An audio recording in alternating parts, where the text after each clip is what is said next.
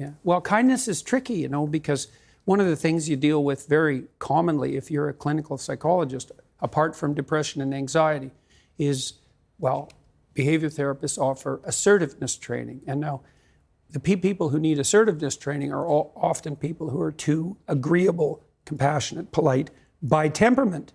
Now, the problem with that is that they let people walk all over them because they don't stand up enough for themselves. And the consequence of that is they get resentful, and then they get bitter, and then they get conniving, and then they'll mob.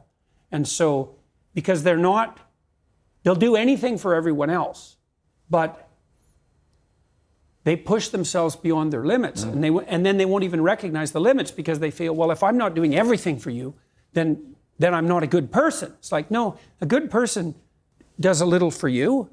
Like if I'm acting properly with you, say in this conversation, there's something in it for you, and there's something in it for me, right? And we want that to be reciprocal. And so the cost of me bending too far in your direction is that I'll become bitter and resentful and conniving.